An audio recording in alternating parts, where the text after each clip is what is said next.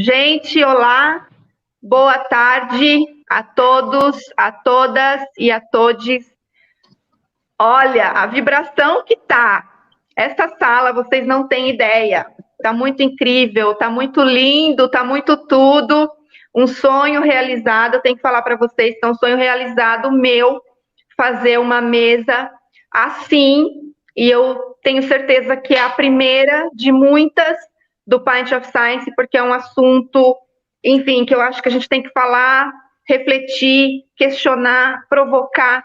E então eu como coordenadora do evento aqui em Jundiaí, eu estou muito feliz e grata por vocês estarem participando.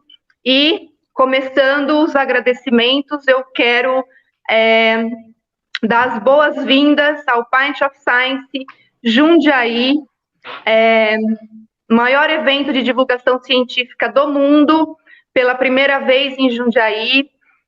Nós estamos com esse evento desde terça-feira, foi a palestra de abertura ontem, e hoje, com essa mesa maravilhosa, cheia de mulheres lindas, com a temática Mulheres na Ciência. Enfim, para quem não conhece o festival e está aqui com a gente pela primeira vez, a ideia do festival é discutir ciência nos bares, pubs e restaurantes, com o objetivo de popularizar a ciência, sem jargões, de uma forma mais descontraída, que é o que a gente está fazendo aqui hoje. Enfim, só que por conta dessa pandemia, a gente adaptou o evento online. Então, é isso que a gente está fazendo aqui em 2020. São 29 países participantes. Então, vocês fazem parte, o Brasil, Jundiaí faz parte do maior festival de divulgação científica do mundo. No Brasil, são 73 cidades participantes e Jundiaí é uma delas. Então, a gente tem a responsabilidade de levar ciência, sair de Jundiaí para o mundo. Então, isso é um orgulho muito grande. Enfim, durante o festival, a gente está com um manifesto nacional que é investimento ou morte. Então, hashtag investimento ou morte. Vamos levantar esse manifesto que é para a gente pedir o retorno dos investimentos para a ciência, que a gente sabe que a ciência no Brasil não está fácil, está passando, enfim, por um desfalque, por um desmonte. Então, é muito importante festivais como esse a gente apoiar e a gente reivindicar que a ciência está aí para isso, para nos questionar, para nos provocar. Então, eu quero agradecer, em primeiro lugar, a Associação dos Professores de Escolas Públicas, Sinergia Orgânicos, Federação Paulista de Capoeira. Ontem nós tivemos uma palestra linda também de capoeira, falando a influência da capoeira na educação. Programa Francamente, Tainã, linda. Então, curtam o canal também do Francamente no YouTube, tem todos os vídeos do Pint lá. Move 8 Produções, CAIS, Centro de Apoio e Inclusão Social de Travestis e Transsexuais de Jundiaí região, representado pela nossa maravilhosa Sami Fortes. Sami, linda. Rede Valentes, representado pela também maravilhosa Rose Gouveia. Rose, que vontade de abraçar todas vocês.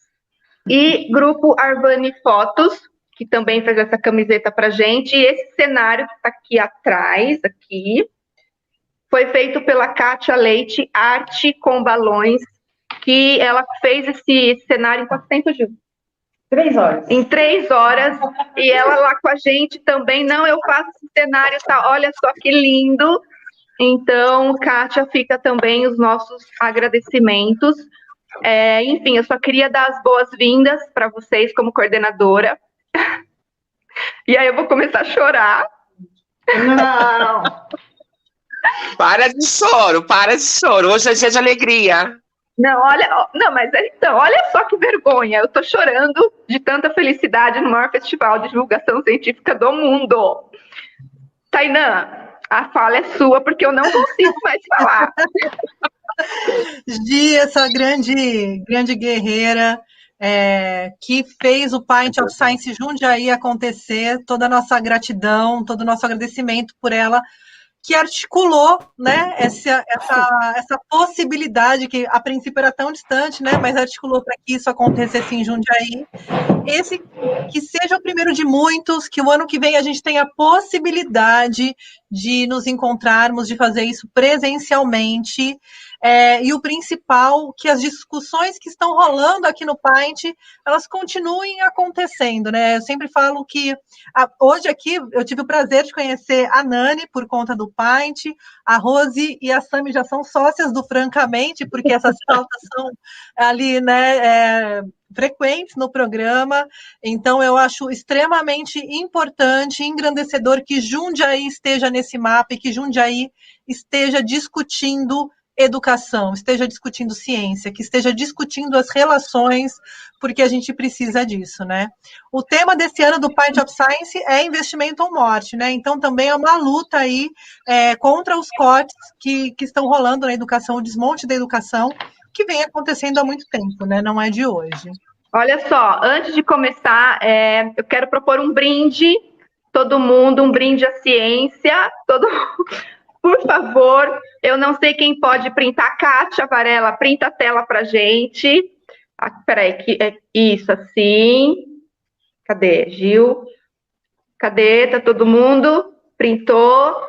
Um brinde à ciência. Cláudia, um beijo para você. Te adoro, maravilhoso, Cláudia. Um brinde à ciência. Uhul! Uhul! É isso, Tainã. Verdade, senão... Ah lá, Gil, tem que beber. Tem que beber? Tá. Então, gente, boa live para vocês. A Tainã que vai estar mediando, porque às 7 eu vou estar mediando a próxima mesa, que também tem a temática Mulheres na Ciência. Então, ai, que vontade de abraçar todo mundo. Beijo para vocês. Beijo. Beijo, querido. Tchau. Gente, ó, a Nani, ela tá entrando e tá saindo aqui, mas eu acho que isso vai se regularizar com o tempo. A gente abre essa penúltima mesa do Pint of Science falando sobre mulheres na ciência, mas não só mulheres na ciência, né? A gente vai falar sobre os corpos invisíveis. Quem são os corpos invisíveis na sociedade? Porque se eles são invisíveis na ciência, eles também são invisíveis na sociedade, né? Então, hoje as pautas aqui a gente vai falar sobre a invisibilidade dos corpos negros, a invisibilidade das mulheres lésbicas, a invisibilidade dos corpos trans. É tão importante que a gente traga isso para uma mesa de debate, para uma conversa, né? Onde a pauta é o diálogo. Tem sido tão difícil construir espaços de diálogo, né? E o Pint of Science favorece essa troca. Então, nós temos hoje aqui na mesa a Nani, que é a Dijane Vieira, que ela está entrando e está saindo, mas ela vai permanecer, gente. Muita fé, muita esperança. Ela vai falar de corpos negros e educação. Também tem a Rose Gouveia, amiga querida, que vai falar da invisibilidade das mulheres lésbicas. Ela tem uma história grandiosa de luta. E falando em história grandiosa de luta, nós também temos aqui a Sami Fotes, que vai falar desses corpos invisíveis aqui com a gente. Bom, a gente tirou cara e coroa aqui nos bastidores. A palestra vai começar a conversa vai começar com a Rose Gouveia. E é muito importante, ela que sempre esteve na militância aí à frente dos direitos humanos, ela que é advogada, militante de direitos humanos, ela fundou movimentos aqui, né? Eu conheci a Rose já ativista pelo movimento LGBT, e ela tem um recorte muito importante e muito especial de se olhar, que é esse recorte da mulher lésbica, como elas são invisibilizadas, inclusive dentro da luta, e é tão importante a gente falar sobre isso. Vamos abrir com elas, meninas? Vamos deixar aqui as palavras para a Rose, combinado? E a gente já volta. Rose, bem-vinda. Mais do que merecedor, né? Começa com você. Ai, que nervoso. Tem que... Posso começar? Fica à vontade, o Pint of Science é todo seu. Você vai ficar do meu ladinho aqui para eu olhar para você, né? Porque eu vou ficar tímida se eu não... Nada disso, vai ficar você aqui. Bom, como a Tainã, primeiro eu quero agradecer o convite. da Gisele. Esse convite veio de uma primeira conversa que a gente teve lá no ano passado, que ela participou. Ela fez uma grande participação na nossa Feirinha Solidária da Rede Valentes, da qual eu sou uma das fundadoras, e ela comentou desse projeto, né? Eu achei sensacional.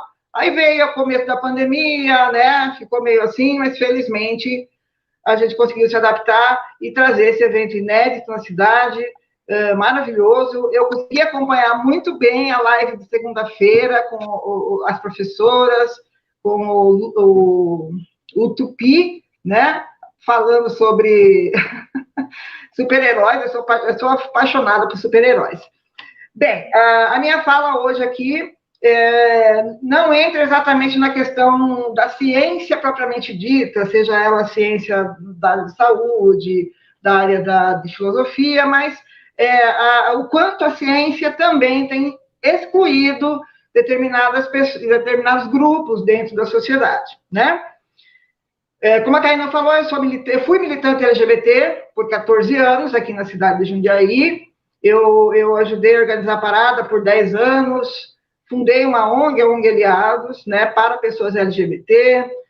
Consegui, infelizmente, ajudar pessoas trans com um decreto muito importante que foi sancionado pelo prefeito, sobrenome social, enfim. Por que eu estou falando isso? Porque ao longo desses 14 anos, e isso é a segunda vez que eu falo isso, viu, Tainã? Em toda a minha militância, é a segunda vez que eu falo isso, ao longo desses 14 anos, eu, enquanto mulher lésbica, não tratava das minhas próprias questões. Tanto as minhas questões, enquanto mulher lésbica, invisibilizada, tanto em relação às minhas irmãs. Então, as coisas iam acontecendo, a gente ia trabalhando em cima daquilo, e hoje, quando eu faço eu faço essa retrospectiva, eu vejo como a invisibilidade lésbica afeta, inclusive, as pessoas que estão dentro do movimento. Elas simplesmente esquecem, eu sou uma mulher lésbica. Eu me esqueci por 14 anos.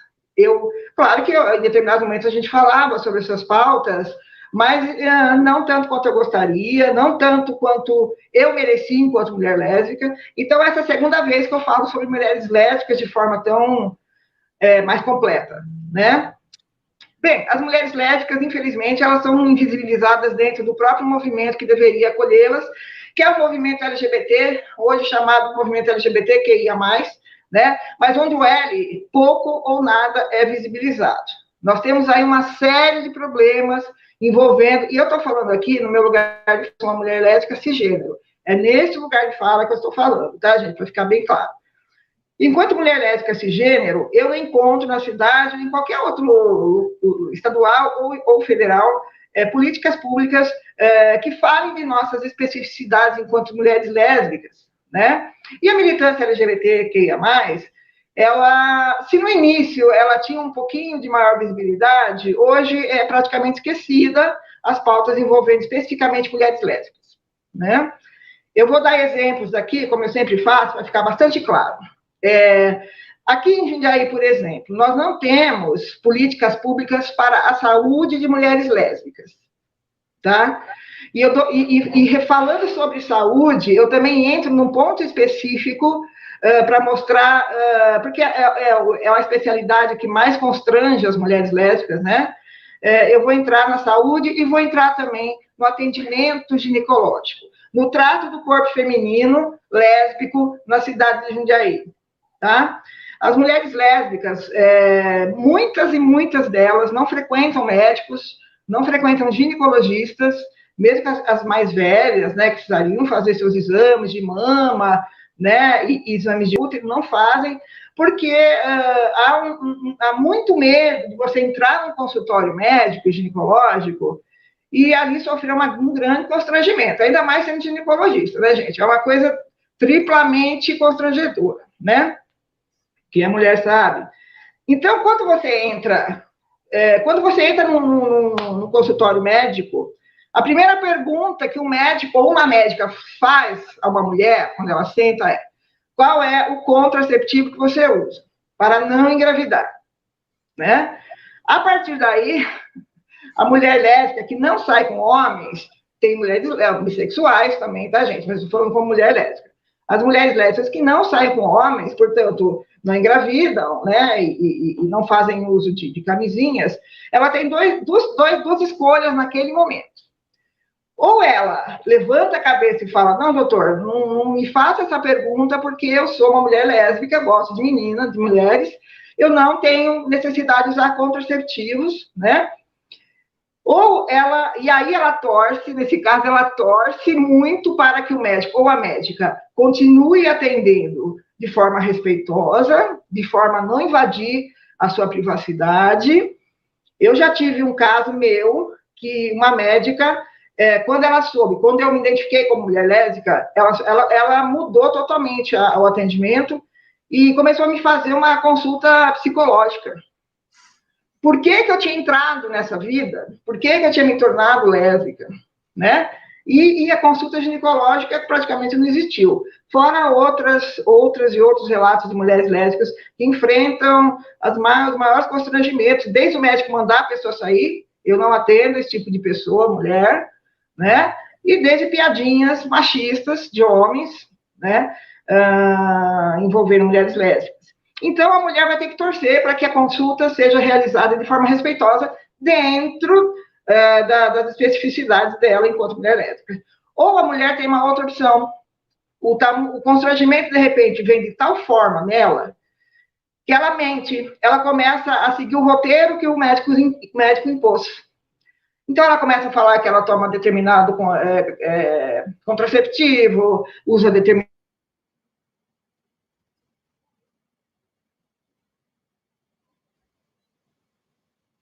Acho que a Rose deu uma volta. Voltou. Saiu para mim aqui também. Então, as mulheres, elas atendem o pedido do médico e começam a falar dentro do roteiro do médico. Ou seja, é uma mentira aquela consulta. Né? Ela não tem, ela é uma lésbica, ela não tem relacionamentos com homens, né? O médico vai dar sugestões de pílulas para ela, injeção, né? Então, assim, mas o medo existe, e por conta desse medo, muitas mulheres não vão ao ginecologista. E não indo ao ginecologista, fica meio que uma bola de neve. Não vai no cardiologista, não vai no psiquiatra. As mulheres lésbicas, há um grande índice de suicídio entre mulheres lésbicas, então, mas também há um descaso dentro da saúde mental, políticas públicas voltadas para a saúde mental de mulheres lésbicas, então acaba não indo nenhum especialista, né? Ainda dentro da ginecologia, uma coisa que é muito espantoso é que o médico, quando o médico entende, tá bom, você é uma mulher lésbica, mas então você não precisa fazer o exame de Papa Nicolau. Ah, não, doutor, por quê? Porque você não tem relacionamento com homem. Se você não tem penetração, você não vai ter doenças. Então, você não precisa fazer um exame tão invasivo quanto um Papa Nicolau ou qualquer outro tipo de exame mais invasivo. Eles acham que a gente é feito de sei lá do que, né? E as mulheres não fazem. Algumas mulheres não fazem, né? E isso acontece por conta da má formação de especialistas, né? Que não trabalham as questões das especificidades. Nós temos um trabalho bom voltado para as mulheres, né? Aqui na cidade até temos a saúde da mulher. Também temos estudos, atendimento hoje, felizmente, com mulheres trans, né? Temos, felizmente, né? A questão da harmonização, a questão do psicológico, né? Mas para as mulheres lésbicas, cisgêneros, não temos absolutamente nada. E aí, Tainá, eu vou entrar na questão da ciência. A ciência que, infelizmente, não nos enxerga, tá? A ciência que está aí avançando a passos largos na questão das ISTs, na questão do HIV. Li alguma coisa essa semana que uma mulher, parece, foi curada ou foi zerado o HIV, o vírus nela por conta dos coquetéis, enfim, estão avançando. Mas, quando você fala de relacionamentos sexuais entre mulheres lésbicas, ainda há muita confusão, ainda há muita desinformação. Eu já fui em vários médicos e a gente percebe neles a falta de conhecimento nesse assunto, né? porque não há livros, não há estudos falando especificamente sobre o contágio de ISTs, que são infecções sexualmente transmissíveis, né, e HIV em relacionamentos lésbicos, né? Não temos a ciência tão debruçada para isso. Isso é uma pena. Eu conversei uma vez com um cientista, um geneticista, ele falou que, de fato, não há muito trabalho em cima disso, né? Eu não sei se isso se dá também porque as mulheres lésbicas não se coloquem para fazer esses exames ou para fazerem as análises, né? Mas, enfim, não temos nada muito conclusivo nessa questão. Então, as mulheres lésbicas, elas simplesmente abandonam o tratamento de saúde, porque elas não veem incentivo do poder público, elas não veem incentivo da UBS, onde ela vai, da própria ciência, né? Então, aceita aquela invisibilidade e fica tudo bem. Só que não está tudo bem, gente. Nós precisamos falar da saúde da mulher lésbica, nós precisamos falar também de um fato que é pouco mencionado, mas que ocorre muito, que é o estupro, perdão, o estupro corretivo, que é o estupro a que mulheres são submetidas para que gostem de se relacionar com homens. Então, é um entendimento bem lógico da cabeça desses doentes, né? Então, vamos estuprar uma mulher lésbica, porque aí ela vai começar a gostar. E nós temos muitos grupos aí dentro da Dark Web, por exemplo, aqueles grupos chamados chans, né, que ensinam como matar pessoas. Um dos participantes desses chans fez a chacina da escola ali da periferia de São Paulo, ele participava desses chans, e um desses chans, ele trata especificamente da violência contra a mulher lésbica. Ele ensina os homens a como atrair mulheres lésbicas e como estuprá-las. Há todo um roteiro para que isso aconteça. Isso não é falado. Eu até posso entender, Tainá, a questão de não colocar na mídia popular aí. Mas o movimento LGBT pouco fala. Ou quase nada fala. Eu tive a capacidade do mês da visibilidade lésbica, né, que foi em agosto, eu tive a capacidade, de vez em quando, fazer uma busca para ver quais eventos, ou quais temas, ou quais textos estavam sendo colocados nas redes para falar sobre a visibilidade lésbica, ou a invisibilidade lésbica. Quase não tinha. A exceção do Mídia Ninja, a exceção dos Jornalistas Livres, Aliança Nacional LGBT, não tivemos. O único evento que tratou da questão da mulher lésbica foi criado pela Revivalentes, feito no dia 29, né? Um evento muito legal, foi o primeiro evento que falou de forma tão aberta sobre a saúde, sobre as questões envolvendo as mulheres lésbicas. Infelizmente, com muito orgulho falo que o PT também falou disso, eu sou petista, o único partido de esquerda da cidade que tratou deste tema, né? Também como sua pré-candidata a prefeita também tratou desse tema, e não tivemos mais nada. Os movimentos feministas, os movimentos de mulheres, os movimentos LGBT, ninguém falou absolutamente nada, né? Uma coisa mais robusta nessa questão. Sim. Sobre mulheres lésbicas, né? Então, a invisibilidade vem do próprio movimento LGBT, do qual não faço parte mais, desde há 2 anos, não sei. Hoje eu entrei no movimento feminista, onde eu estou plenamente feliz e satisfeita, deveria ter me engajado antes, mas tudo a seu tempo, até para a gente aprender, né? Hoje eu estou no movimento feminista. O movimento feminista, ele me acolheu de uma forma que eu nunca fui acolhida desse movimento LGBTQIA+, né?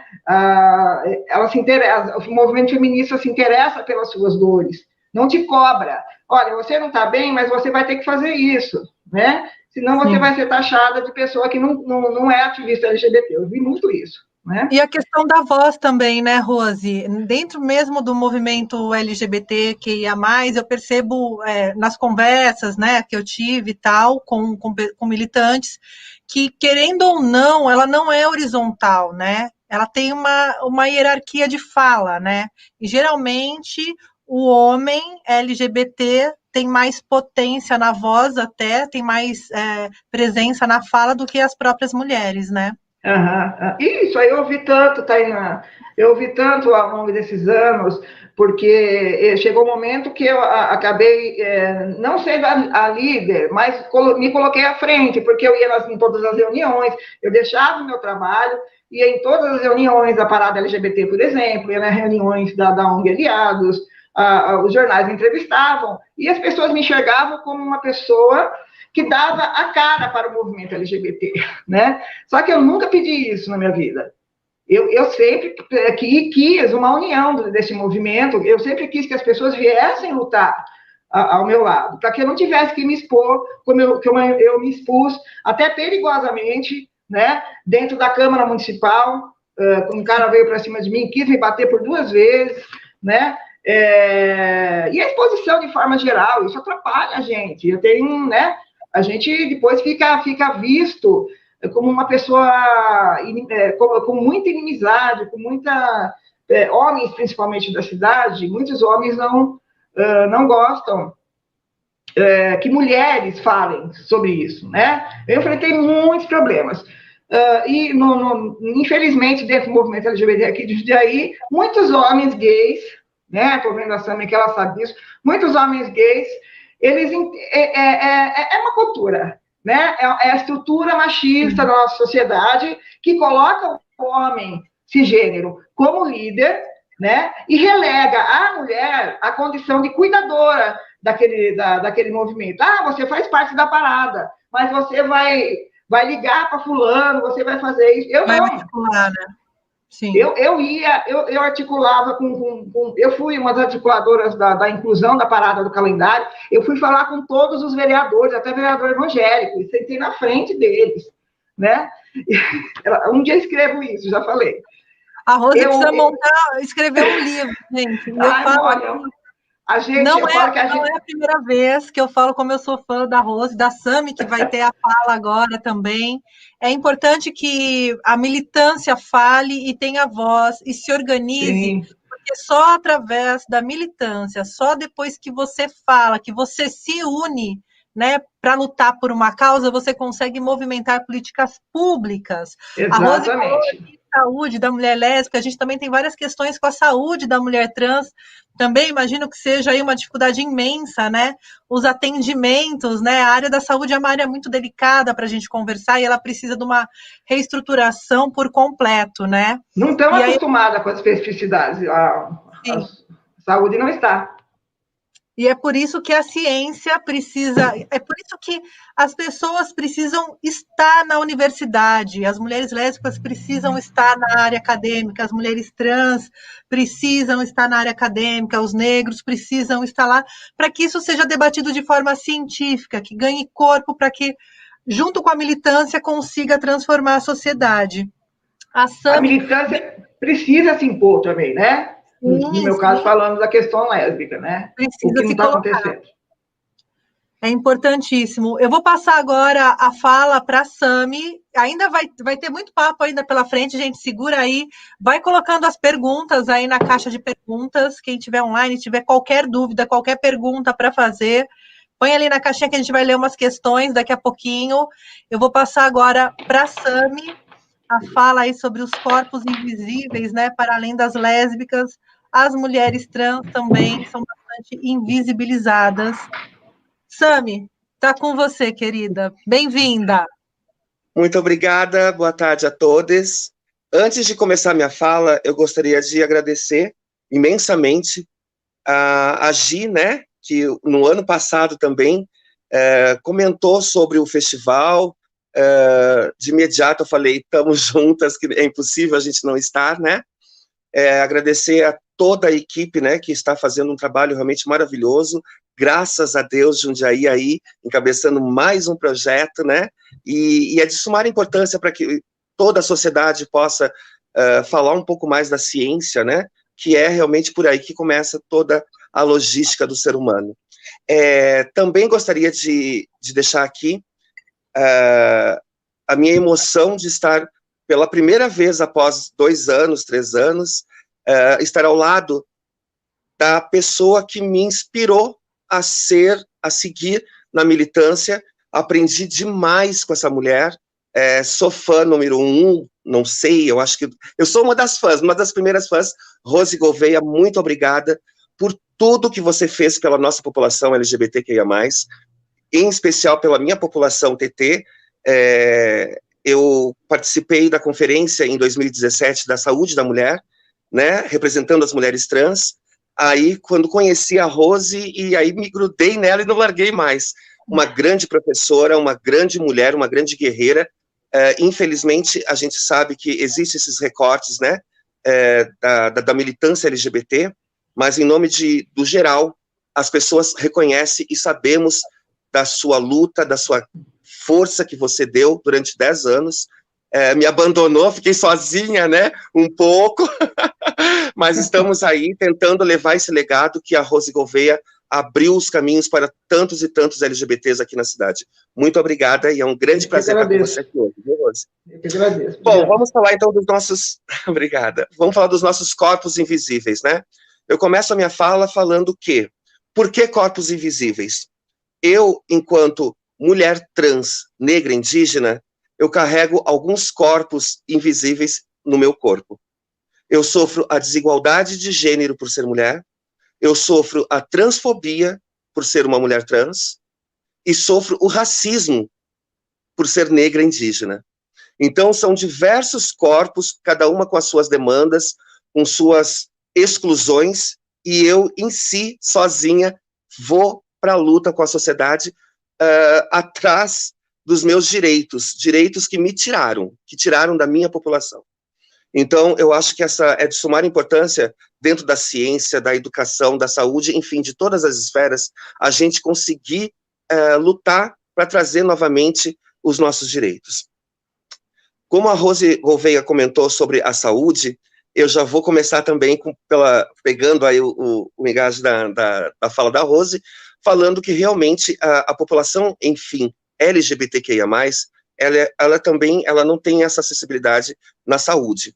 Os nossos corpos trans sofrem demais. Uma porque nós temos, para que a gente possa fazer a nossa transição hormonal, a gente precisa de um especialista, certo? De um profissional que é o endócrino, tá? E então a gente trabalha literalmente junto com o endócrino e a ginecologista, certo? No nosso município, eu vou falar em âmbito municipal, tá bom? Para que a gente possa deixar mais específico, né? Infelizmente, a cidade de Jundiaí ainda não está preparada, né, para receber a saúde os corpos trans, né? Nós temos, assim, uma dificuldade muito grande. Eu acompanho em estatística, né, e acompanho pelos assistidos do CAIS, a invisibilidade que a saúde dá para os corpos trans na saúde. Ou seja, ainda nos dias de hoje, 2020, no ano de 2020, corpos trans têm que pagar consulta particular, pagar a receita e pagar o medicamento. Então, quando se fala na inclusão, certo, da população LGBTQIA+, aí a gente começa a ver que realmente não existe essa tal inclusão.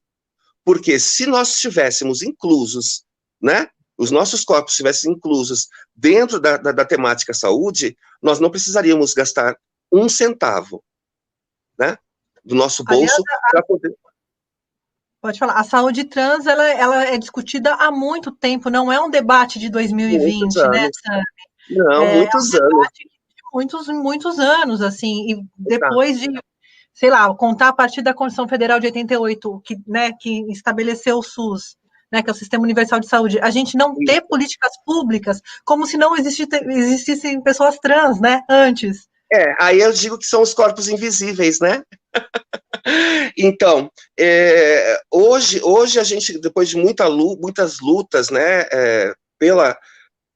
por políticas públicas na saúde, a gente consegue ter um acesso um pouco ainda precário, mas nós temos aí 2 endócrinos que estão tentando fazer toda essa logística aí de atendimentos, né?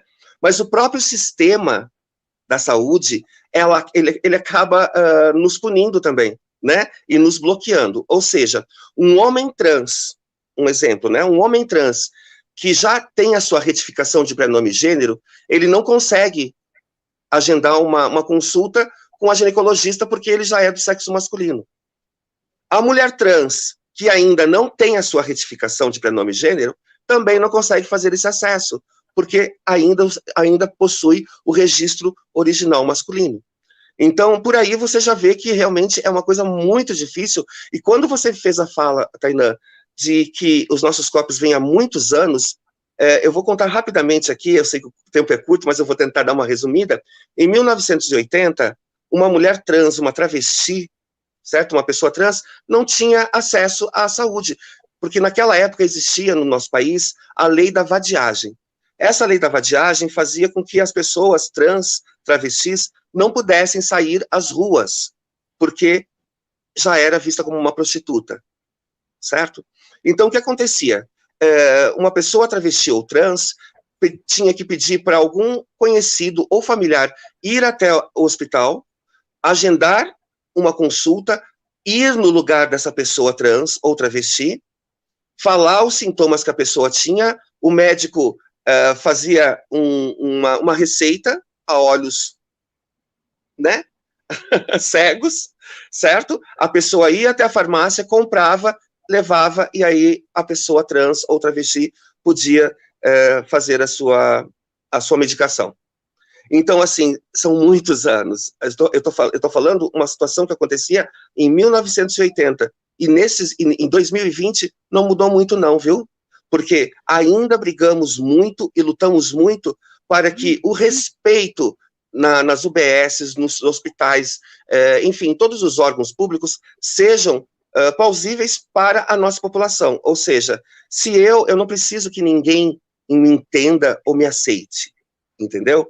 Eu já eu já me aceitei, eu já me identifiquei como mulher. O que nós procuramos é respeito e inclusão. É somente isso. Busca dos nossos direitos. Então, se uma menina trans de 13, 14 anos, que não fez sua transição hormonal ainda, ela ainda tem o seu corpo ainda masculino. Mas ela se identifica mulher, e as pessoas têm que aprender a respeitar a identidade de gênero de cada ser humano, de uma pessoa trans.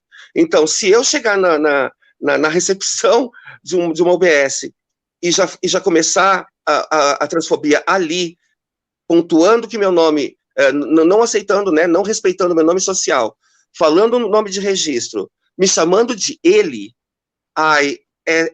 dois passos para trás, a pessoa vira e não volta. Por que nós temos tantos e tantos casos graves hoje de corpos trans que estão com problemas de câncer, que têm problemas diversos de saúde? Porque eu sou uma vítima dessa situação, porque comecei a minha transição hormonal, isso eu estou falando há 20 anos atrás, por indicação de pessoas mais velhas. Olha, você quer ter seios, Sami? Então você toma tal remédio. Eu ia lá e aplicava. Aí, você quer ter coxa? Você vai lá e compra tal remédio.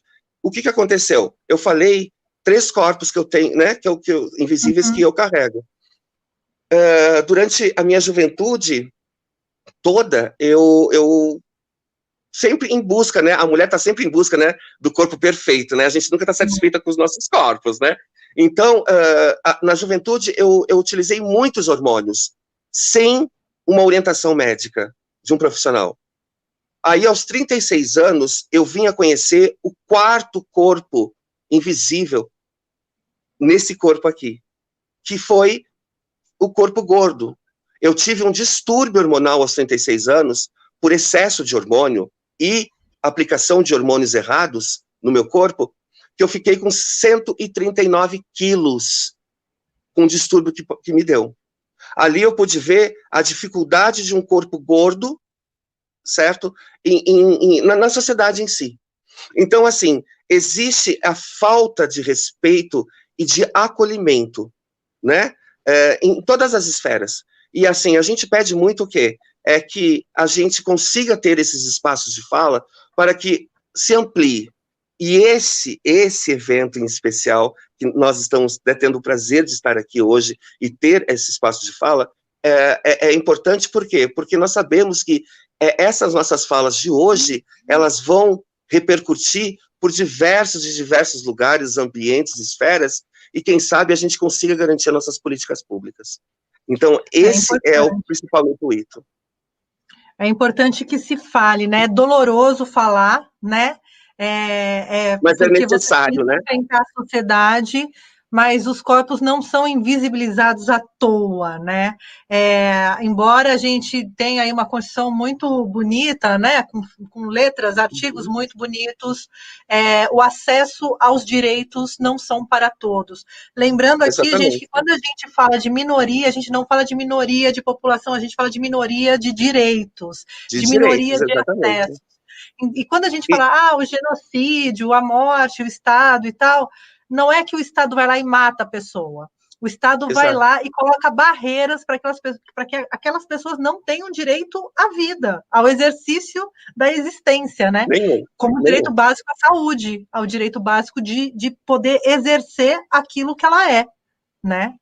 E é importante a gente ressaltar, porque assim, infelizmente, eu ainda continuo escutando no meu dia a dia que é mimimi, que é vitimismo, né? Essa minha fala, a fala de todas as pessoas LGBTs, e principalmente da população TT, que dentro da sigla LGBTQIA+, sem sombra de dúvida, é a mais vulnerável, é a mais exclusa de todos os direitos.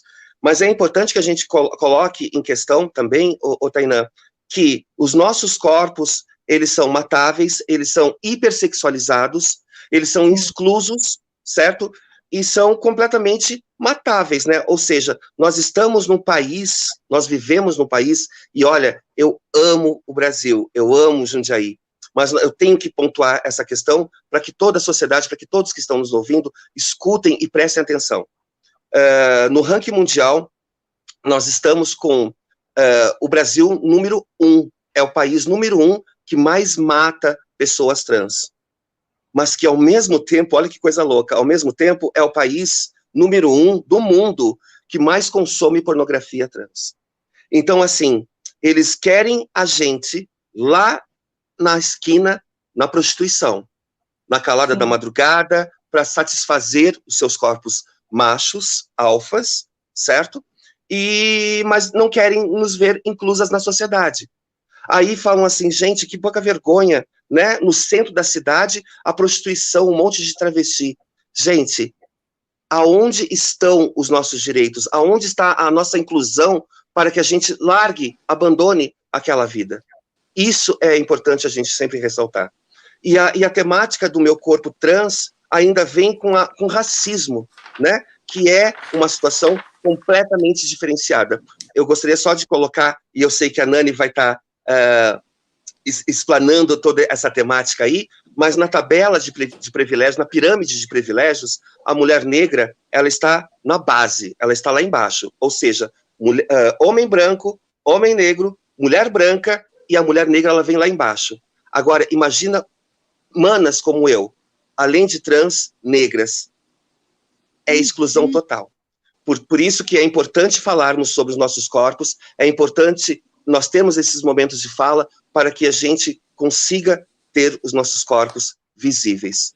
Eles não passarão. Obrigada! Obrigada. Daqui a pouquinho a Sami volta aqui com a gente. A gente recebe agora a Nani Vieira. Gente, a Nani ela vai falar dos corpos negros e educação. Ela é educadora musical, licenciada e mestra em música, com pesquisa em culturas jovens afrodiaspóricas, que ela vai explicar o que é isso aqui para a gente. Em especial cultura hip-hop, doutorando em educação, com pesquisa sobre práticas de professores de arte na educação básica. Antes de dar boas-vindas aqui para a Nani, eu só queria falar, gente, uma vez eu escutei, numa entrevista, num bate-papo, eu fiz uma pergunta e falei como que a gente, eu, mulher branca, privilegiada, mulher cis, como que eu poderia ajudar na luta? E a pessoa olhou para mim e falou assim, nos escute. E é isso que a gente tem que fazer na primeira, não é hashtag, não é fotinho, nada. Primeiro a gente tem que escutar o que eles têm a dizer. Bom, Sami, obrigada.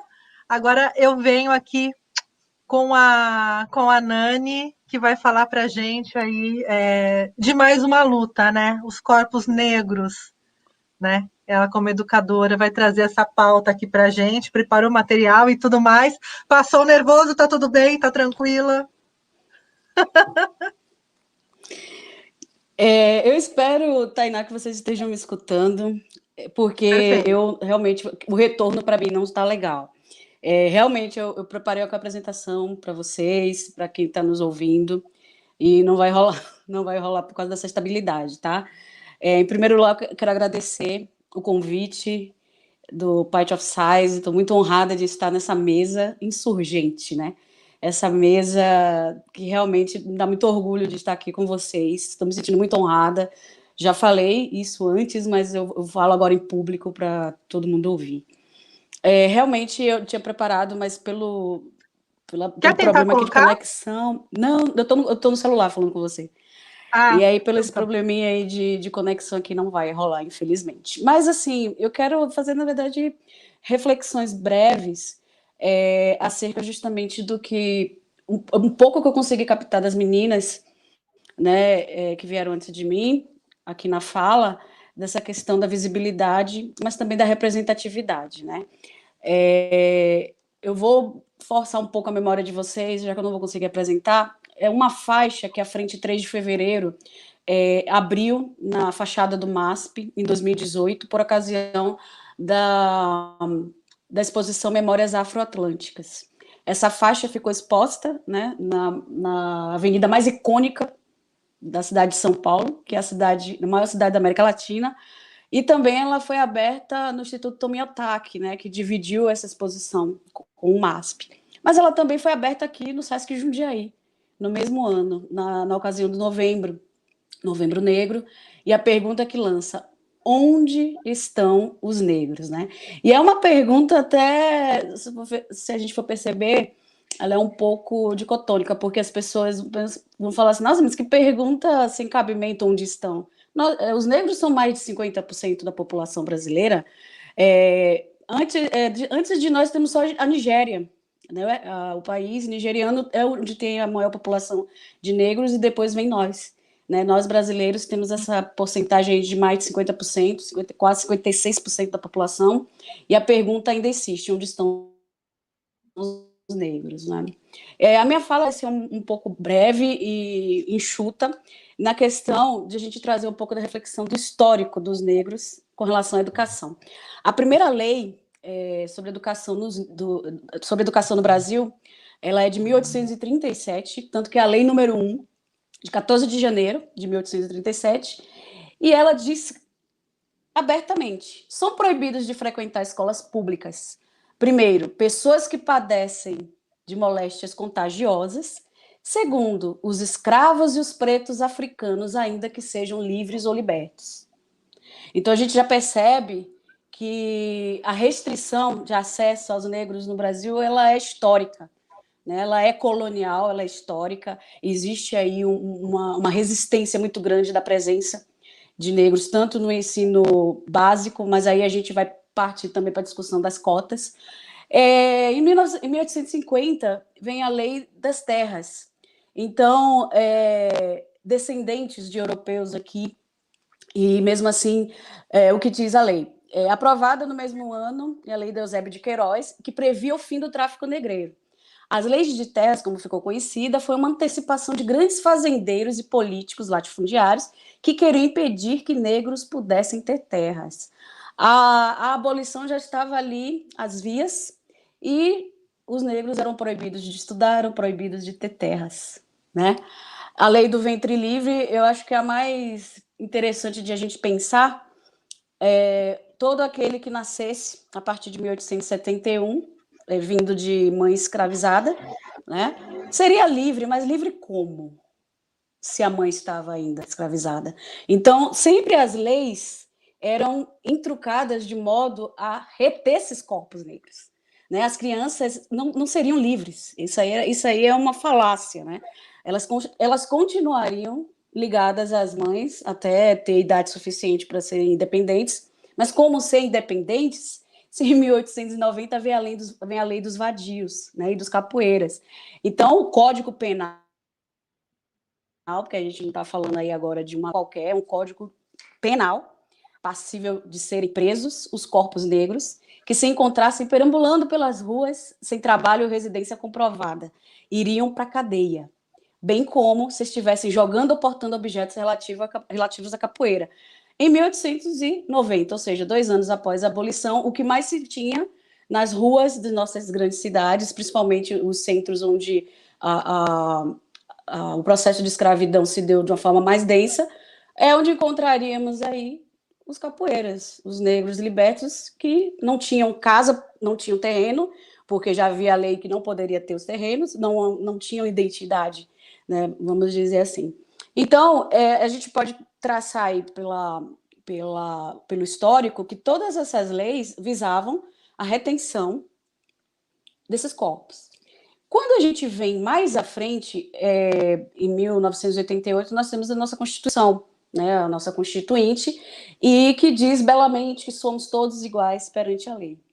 Né? A minha mãe e a minha irmã são advogadas, e eu me lembro que na época, quase já no final do curso delas, né, da formação, eu tive a oportunidade de estar ali estudando alguns pontos da Constituição, coisa que a gente não faz na escola, né? Eu, pelo menos, nunca abri a Constituição na escola. E é muito interessante a gente ver como é linda a Carta Magna, né? Como as pessoas realmente se veem, como é feito para a gente se ver igual um ao outro, né? Nós somos todos iguais, né? Que é a grande falácia também. E aí eu ficava assim indignada, né? Eu ficava indignada, falei assim, como é possível estar escrito algo tão singelo, tão simbólico, tão profundo, se na prática não é nada disso? E, infelizmente, é que nós vemos todas as leis que têm alguma forma, algum pensamento de igualdade, de condições de igualdade social e racial.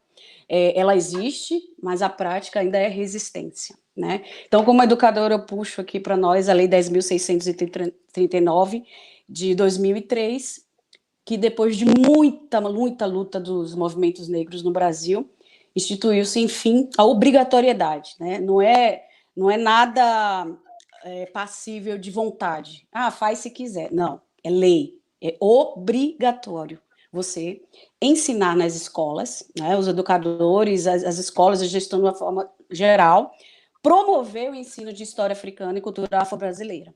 Isso foi em 2003, e nós estamos em 2020.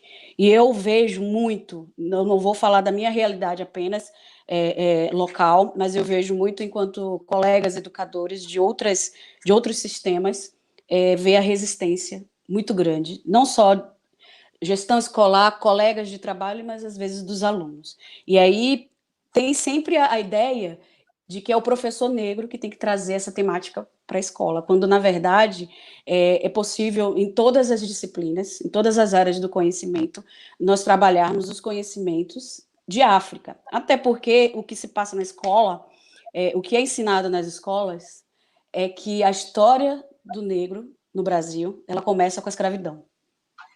Ninguém se lembra que existiam povos, reinos, que existiam príncipes, reis e rainhas que foram escravizados e vieram para cá, trazidos como escravos na condição não humana.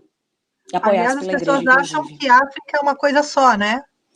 Que é um país. As pessoas acham que a África é um país, como o Brasil, né? Que é um país. Eu tenho uma colega, não conhecida, que ela foi para o Egito, passeou, tal, disse que, para o Egito, que então, né, uma parte da África interessante. África? Como assim? Falei, o Egito fica na África. Aquele choque, né? Então, quanto nós não conhecemos do nosso continente irmão, quanto nós não conhecemos.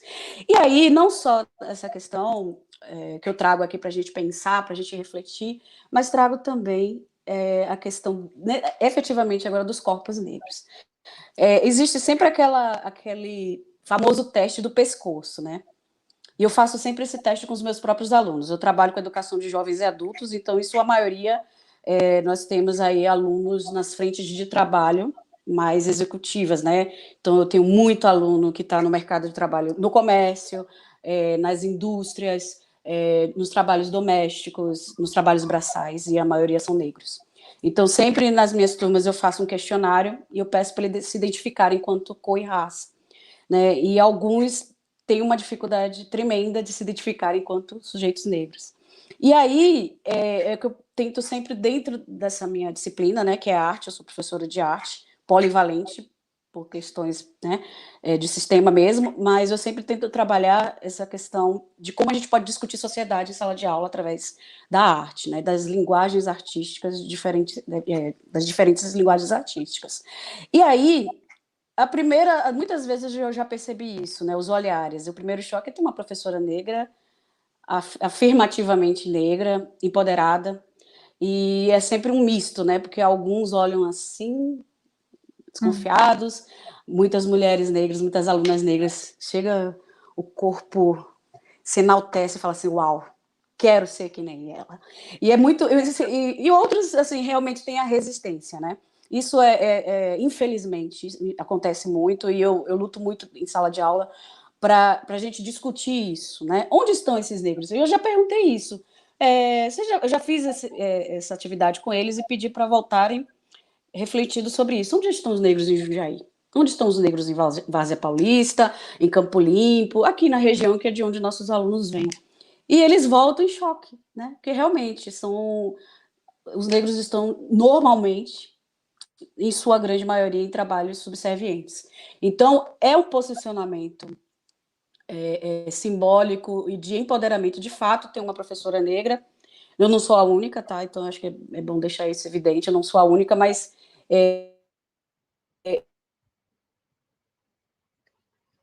eu me posiciono afirmando respeito do racismo nas escolas, mas não apenas de aluno para aluno, mas como os professores veem os alunos negros. E aí eu puxo desde a educação infantil, desde a creche, passando pelo meu segmento de educação de jovens e adultos, chegando na universidade, né?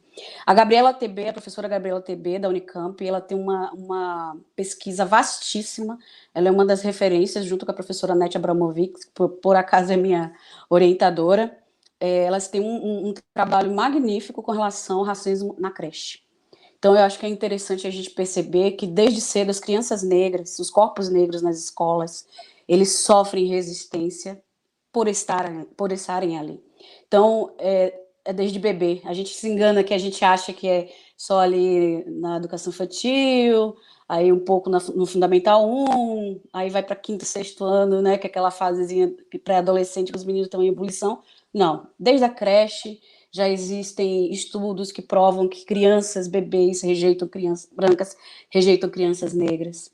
Né? Então, não é objeto de achismo ou objeto de qualquer pensamento vil, são estudos, né? Infelizmente. Então, eu deixo essa sugestão, né, de procurar os estudos da professora Gabriela TB, na Unicamp, e da professora Nete Abramovic. Na educação fundamental, no ensino fundamental, é a fase que discute-se muito a questão da presença da criança, de como ela é vista e de como ela se vê naquele espaço. Então, a preparação desses professores, de todos os professores, com relação à educação étnico-racial, é necessária. Ela é absolutamente necessária. Para vocês terem ideia, nesses estudos da Gabriela TB, da professora Gabriela TB, professoras de creche tinham resistência em pentear cabelos de meninas negras. Né? Então, a gente vê isso desde tenra idade, que esses corpos absolutamente rejeitados. Né? O bullying, o que as pessoas chamam muito de bullying, na verdade é racismo. Né? Então, xingamentos, apelidos, com relação aos traços étnicos, ou então é o nariz, é a boca, o cabelo, né? A própria cor da pele. Né? Eu acho que é impossível, eu não conheço ninguém, absolutamente ninguém, que se reconhece como negro, que diz que nunca sofreu racismo na escola. Antigamente a gente não dava esse nome, né? A gente não discutia isso. E isso se perpetua, inclusive no ensino superior. Né? A resistência desses corpos negros no ensino superior ela é muito grande. A lei de cotas de 2012, ela foi um grande avanço também dos movimentos negros para assegurar o acesso. Né? E o mais curioso, não sei se vocês estão acompanhando, a quantidade de denúncias de pessoas não negras que acessam as universidades através das cotas, se declarando negros, né? Infelizmente, essa apropriação, né, das políticas públicas direcionado à população negra é uma coisa assim que beira o mau-caratismo, né? Ano passado, se eu não me engano, teve aquele caso do rapaz branco, loiro, do olho azul, que se pintou de preto. Se pintou. Gente, eu fiquei em choque com aquilo, para acessar um concurso público, né? Ele fez um blackface real, enfim, né? Para passar num concurso, acho que do INSS, não é alguma coisa da Previdência, não é? Isso, exatamente. E assim, e aí entra uma outra discussão que é o blackface, né? Quando atores brancos pintavam de preto, de uma forma bem estereotipada, com cabelo, com peruca Black Power, para poder representar a figura do homem negro absolutamente estereotipada e normalmente numa figura de sujeição, né? E Sim. eu fico muito, assim, preocupada quando eu vejo que muitos professores, eles realmente não se interessam, não se importam de fato com essa questão. E é um problema sério, né? Eu vou contar brevemente algo que aconteceu no passado lá na escola, e eu acho que esse tipo de situação que aconteceu, ela atesta, no caso, a mim, porque se eu estudo isso, eu preciso, de uma certa forma, pôr em prática o que eu estudo, né? Um grupo de alunos meus já começa também naquela do estereótipo, né? Por eu ser baiana, mulher negra, necessariamente para eles eu tenho que ser do candomblé, que eles chamam vulgarmente de macumba, né? Então eu era macumbeira, professora macumbeira, e aí e de certa forma eles perguntavam, você tá... Não sou, nada contra, eu tenho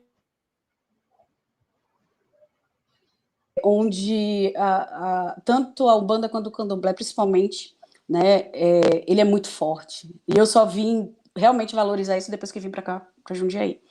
E aí, justamente aplicando os projetos que eu tinha com eles em sala de aula, houve uma resistência muito grande, né? Eu percebi que isso fora do âmbito ali da sala de aula, mas aconteceu paralelo, né? Uma conversa paralela, e chegou a mim essa história, né? De que, não, imagina de jeito nenhum, a gente vai estudar isso, ela é macumbeira, enfim. E aí, de uma forma muito pacífica, né? Eu me abalei muito, isso aí eu não vou negar, fiquei muito abalada, mas eu falei, não, agora que eu vou pôr em prática, né? Isso tudo que eu estudo. E eu trouxe com muito orgulho, né? O Vitor da Trindade. O Vitor é uma sumidade nas questões de cultura afro-brasileira. Ele é neto de Solano Trindade, então ele veio aqui para a escola, fez uma palestra falando exatamente sobre ele é Ogã, né? Então ele tem propriedade para falar do candomblé e veio para a escola, falou, desmistificou. Os próprios alunos assim tiveram uma outra visão e foi bastante interessante. Foi a primeira vez assim um pouco mais tenso que aconteceu. Mas foi ao mesmo tempo foi traumático, foi tenso, mas depois foi interessante porque a gente viu como é necessário discutir e como os alunos realmente depois abriram a mente com relação a isso. E quanto às cotas, eu vejo muito ainda, né? Uma discussão mas por que não cotas para pobres, né? Porque também tem branco pobre, sim, tem branco pobre, sim. Mas a gente esquece que no mercado de trabalho, ainda que você seja branco, pobre, as oportunidades serão maiores. Então, o que se pede é uma igualdade de oportunidades, né? Eu vejo muito o discurso da meritocracia, às vezes, usado até para alunos negros que estudaram, entraram na universidade, e as pessoas se esquecem que existe, de fato, a necessidade de um caminho, de uma partida igual, né? Então, que todo mundo usa, de um campeonato, de uma corrida de atletismo, onde brancos de classe, eu não vou nem dizer brancos ricos, mas classe média até, com família estruturada, com casa, estudou alguma língua estrangeira, até com as próprias 3 refeições diárias, né, básicas, saem na frente, sempre saem na frente. Então, a questão que eu trago também para a gente refletir é a quantidade de professores que a gente tem negros, ou que auto se declaram negros, né? É importante a gente perceber, por exemplo, na Faculdade de Educação onde eu estudo, né, na USP, 8% apenas dos professores são negros. né? E na nossa rede municipal de Jundiaí e nas escolas particulares, quantos professores negros tem, né? E qual é o posicionamento desses professores?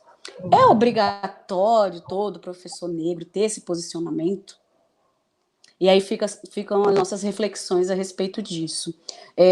Eu quero dizer que, para mim, está sendo muito simbólico estar nessa mesa, insurgente. E quando eu falo insurgente, eu falo porque é tabu discutir esses três temas. Né? Eu tinha uma aluna trans ano passado, e na chamada tinha um íconezinho que era o nome social dela, né? E aí eu chamei com o nome que estava na chamada, ela veio e eu falei, olha, como que você quer que seja chamado você? Aí ela falou assim, eu quero, meu nome é assim, eu posso te chamar? Pode, claro, evidente. Aliás, desculpa, não existia o nome social dela, era só o nome da chamada mesmo. Ela falou, mas você pode me chamar dessa forma? Eu falei, claro que posso, evidente, é você, né? E assim, o brilho no olhar dela foi instantâneo, a turma acolheu de uma forma, né? Eu me surpreendo muito com meus alunos, eu sempre às vezes fico meio com o pé atrás, vou sondando, né? E aí de repente eles me surpreendem, mas eu ponho muito em discussão essas questões, né? E agradecer mais uma vez, Tainã, pela sua mediação maravilhosa, acompanhei todas as mesas, na verdade, do PAIT, e nossa, foi sensacional, eu gostei demais, e obrigada a todos que estão nos ouvindo, que eu não consigo ver ninguém. Obrigada. A gente está aqui, tem algumas questões. Eu só queria falar, gente, que para quem acha, as militantes, pautas de militância, essas pautas que a gente está conversando no dia de hoje são pautas civilizatórias, acima de tudo, né? É sobre a relação com o outro, a relação com a sociedade, vai para além da palavrinha respeito numa hashtag, entende, gente? A gente está falando das nossas relações no dia a dia, o que custa você chamar uma pessoa pelo nome que ela quer ser chamada. Eu sempre falo, no caso de dúvida, pergunta para a pessoa como ela quer ser tratada, né? Pergunta para ela que nome ela quer ser chamado. Custa zero dinheiros você chamar a pessoa pelo nome que ela quer ser chamada, né, que ela se identifica. Então, eu tenho algumas questões aqui, deixa eu colocar. O Cláudio, há um desmonte dos direitos humanos do Brasil. Nesse contexto, os direitos, sobretudo dos grupos invisibilizados, são constantemente violados. Como é enfrentar o processo de resistência no momento atual? Porque a gente sabe que nenhum direito está garantido, né, meninas? A gente dá um passinho para frente, dá esse passinho para trás. Tem coisas que a gente está discutindo em 2020 que já foram discutidas, já foi motivo de luta, né? A gente não consegue, na verdade, avançar com as pautas, né? Como que vocês veem esse desmonte, esse combate aos direitos humanos, né? Porque criou-se a pecha aí que os direitos humanos é para defender bandido, pura e simplesmente, né? E as pessoas não entendem ainda o que significa os direitos humanos, né? Alguém quer falar? Quer fazer algum comentário aqui? Eu posso falar. Por favor, Rose. Tá me ouvindo? Eu troquei de fone. Estamos ouvindo bem. Estou lendo aqui o que o Cláudio falou, né? Cláudio, sumiu aqui, né? Um dos direitos humanos. Como é enfrentar o processo de resistência no momento atual? Olha, Cláudio, a bem da verdade, para ser bem honesta, a vontade é de pegar o avião e ir embora. Entendeu? É essa a nossa vontade hoje, acredito que de muitas pessoas que lutam por direitos humanos. Não está fácil. As pessoas estão adoecendo, as pessoas militantes de direitos humanos estão adoecendo mentalmente, fisicamente, né? Os ativistas estão encontrando uma situação muito, muito complicada. E eu não falo por conta do Bolsonaro, claro que tem isso, o Bolsonaro ter vindo para o Brasil, ter sido eleito em 2018, mas há um recrudescimento do fascismo no Brasil. Eu consigo visualizar isso desde os anos 90, porque quem viveu os anos 80 como eu, era o desbunde da liberdade. A Tainã, não sei, muito novinha ainda, não deve estar lembrando, mas acabávamos de sair de uma ditadura e vivíamos um vento, um vendaval de liberdade. Então, mas infelizmente, a partir de meados dos anos 90 para frente, a gente viu um recrudescimento do conservadorismo. Não sei se aí, coincidentemente, a gente viu as igrejas evangélicas despontarem de forma absurdamente num poderio midiático, num poderio financeiro, né? Lembro no final dos anos 90, Silas Malafaia chamando LGBT de escória. Ele falava abertamente que nós éramos a escória da sociedade. Mudado, né? Esse discurso não mudou. Esse discurso ainda não mudou. Mas ele segura, porque a vontade dele era continuar falando em pleno domingo de manhã, na Bandeirantes, que LGBTs eram escória, que não deveriam existir, né? Aí, obviamente, que hoje não pode falar isso, né?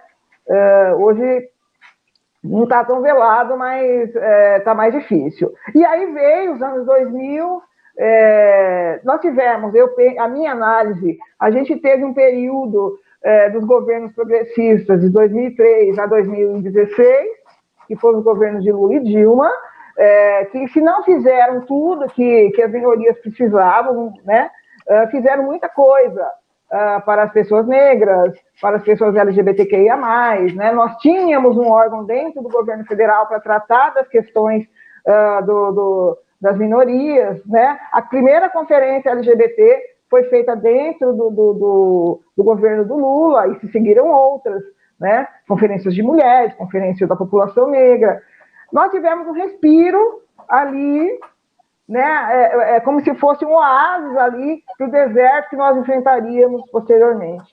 Então, nós vivemos um período um pouco mais feliz, ainda que o preconceito ainda fosse muito forte, mas a partir de 2013, gente, com aquelas passeatas pelo vamos libertar o Brasil da corrupção, a partir dali o fascismo já começou a mostrar sua cara e já foi se implementando, já foi se inserindo, e aí eclodiu o ovo da serpente, que eu costumo dizer, o fascismo eclodiu em 2016, com a retirada da presidenta Dilma, de forma absurdamente criminosa, eu considero, né? Ela não tinha crimes para que sofreu impeachment, e a partir daí abriu a porteira, né, gente? Abriu a porteira para tudo o que a gente está vendo hoje. Aí veio a campanha do Bolsonaro, veio o próprio Bolsonaro validando os discursos racistas, validando os discursos LGBTfóbicos. Hoje, as pessoas, pelo menos os bolsonaristas, eles não estão nem aí para dizer que eu não gosto de você porque você é preto, eu não gosto de você porque você é sapatão, porque você é trans, eu não gosto. Você, como o próprio presidente diz, quem manda nesse país é a maioria, ou seja, a minoria, que não somos minoria, né, gente? Onde já se viu negro é minoria? Faça-me o favor. Mulheres são minoria? Não somos minorias. Mas nós, pessoas progressistas de direitos humanos, nos retrocedemos, nós nos escondemos, ficamos com medo desse fascismo, porque nós apanhávamos nas ruas, né? Hoje eu vejo um levante, ainda que é muito tímido, mas um levante aí que vem acontecendo nas redes sociais. Nós temos eleições agora no final do ano, há um recorde de candidaturas, de pré-candidaturas LGBTQIA+, nunca se viu isso.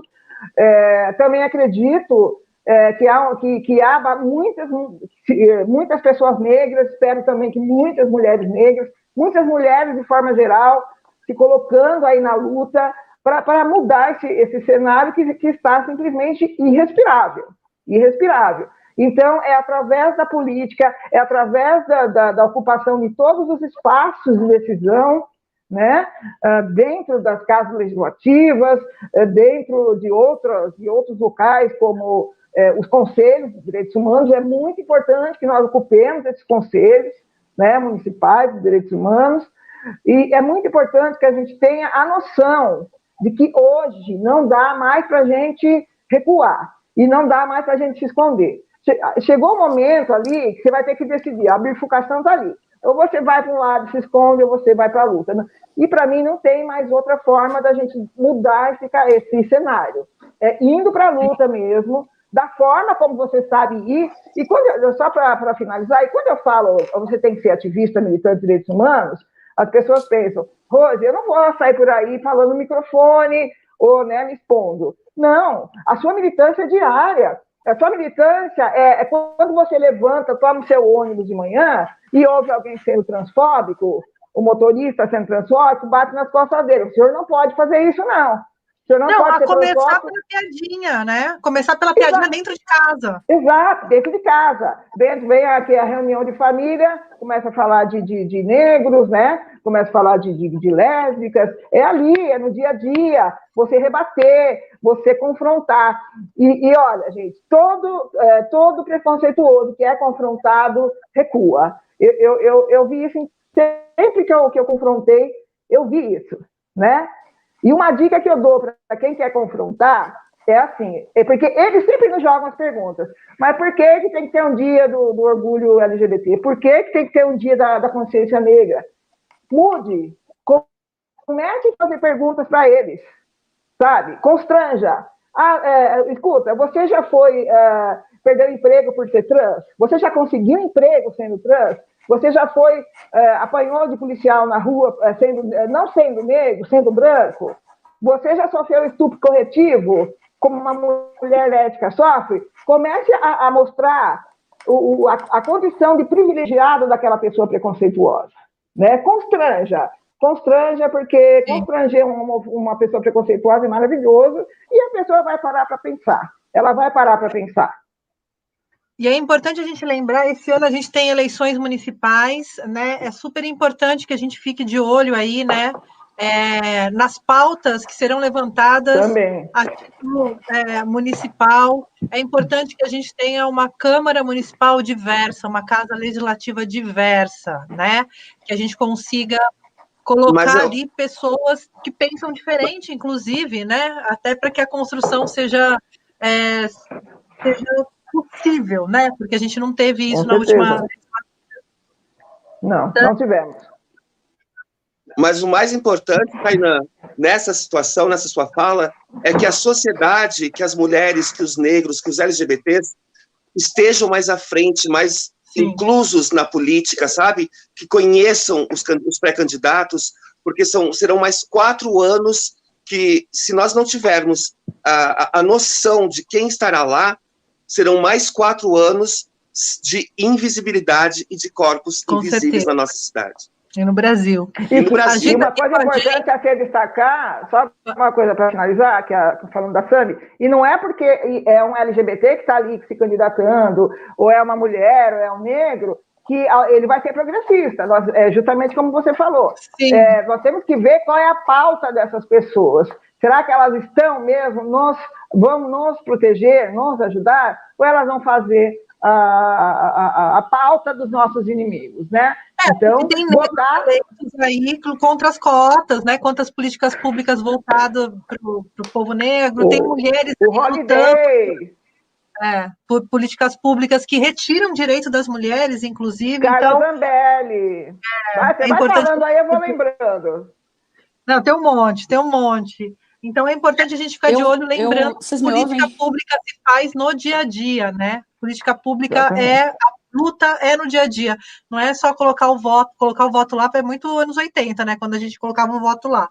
Não é só digitar o voto lá, não. É você acompanhar mesmo a vida pública da cidade para além do Facebook e de redes sociais, né? O Gi tá aí pensando, Gi, e aí? Eu quero ouvir a Nani, porque a Nani também, eu acho que ela tem alguma coisa para falar, e depois a minha fala vai ser de 1 minuto, porque eu já tenho que ir para a próxima, que começa às 7. 30 segundos. Eu realmente não estou conseguindo ouvir vocês direito aqui, por isso que eu dei uma interrompida. Né? Ainda na pergunta do Cláudio, é interessante a gente notar que essa questão do desmonte ela tem um olhar muito profundo para a educação também, né? Porque o último ministro da educação que tivemos nesse governo, a última ação dele foi justamente promover o corte, né, do acesso a estudos negros através das cotas. E Curiosamente, agora nós temos um vereador na cidade de São Paulo que está com o mesmo discurso, né? Já agora ele está com esse mesmo.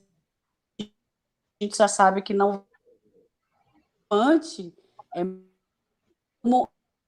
a educação ela é sempre atacada e então do acesso aos negros principalmente, né? Então é aquilo que eu estava falando, é histórico, vem lá de trás, o não acesso dos negros a questões das políticas públicas e os direitos que são concedidos à população de maneira geral.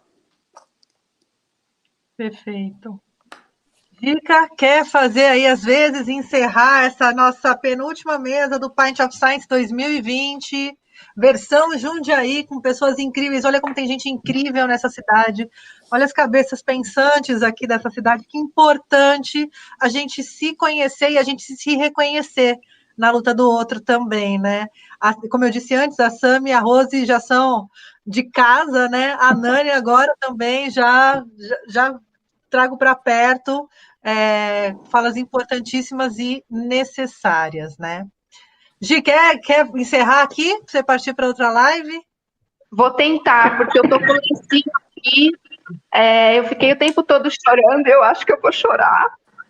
Ai, meu Deus. Porque é o seguinte, eu sou uma mulher branca, hétero e cis, e eu reconheço o meu lugar de privilégio. Eu não preciso de ter espaço, porque eu já tenho, a gente sabe disso. Então, essa luta é de todos nós. E o que eu posso fazer para ajudar é de dar o meu espaço para vocês. Então, eu não... desculpa pela emoção, mas realmente a fala de vocês é necessária, é muito triste, né, a gente ouvir ainda em pleno século XXI relatos como estes, e o Pint of Science 2021 vai ter mulheres na ciência de novo. Então, porque é necessário.